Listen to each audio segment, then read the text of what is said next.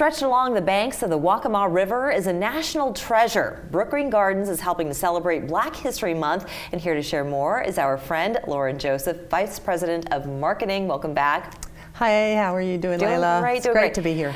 So, what a lot of people don't realize is Brookgreen Gardens is deeply rooted in Black history here in the Low Country. Yes, we really are. Brookgreen is located on the site of 4 former rice plantations.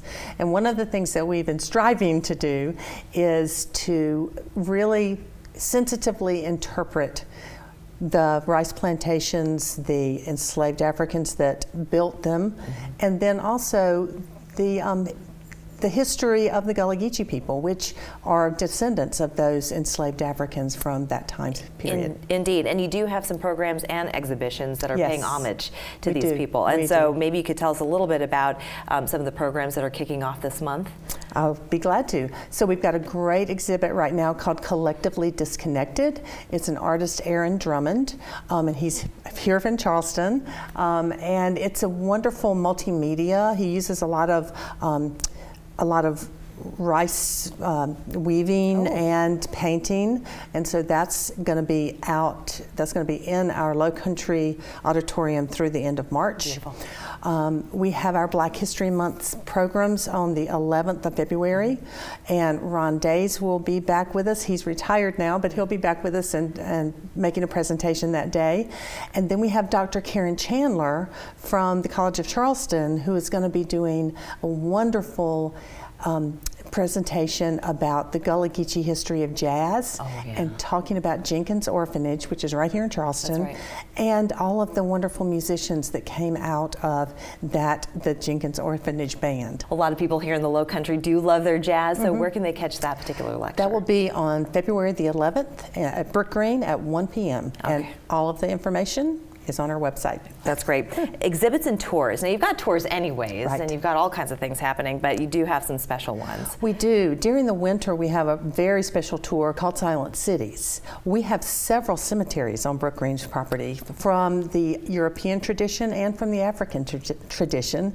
So we've got a tour that goes out, and it's about an hour-and-a-half tour that takes you to the Oaks Plantation, the Alston Family Cemetery, and then it goes to some different former slave cemeteries on the other side of the property, and you see and learn about just the different traditions. So it's really interesting. We only do it in the winter because it's out in the woods, so you don't want to be out there too much in the summertime with all the bugs and things. That is true. That's a good point. But it's a very popular.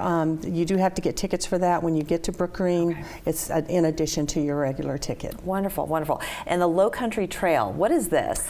The Low Country Trail is a wonderful combination of story and sculpture and low country just vistas. We've got this wonderful old rice field that used to be the main rice field for Brookgreen Plantation, and this beautiful trail winds along it.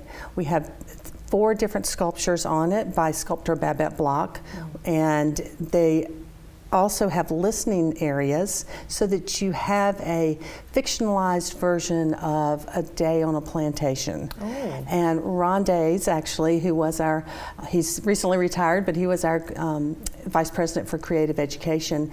He actually wrote this history and he narrates it, and it's really wonderful to help people understand how life really was going in the 1800s. It's very different from the life that we lead today. Absolutely. Yeah, a little bit tougher.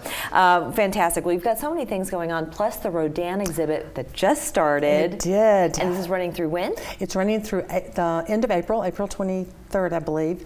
And we have 46 sculptures by Rodin it's from the Iris and B. Gerald Cantor Foundation. Cantor of Cantor Fitzgerald. He was a huge collector, and so these are a selection of sculptures from his foundation, and we are so thrilled to be able to host them at Brookgreen. What a treasure. Well, thank you so much, Lauren, for joining us. Thanks for coming. And of course, we're going to direct everybody to the website. Go to Brookgreen Gardens, and you are not going to be disappointed. One of the most treasured, beautiful places on this planet. Thanks so much. We're back after this.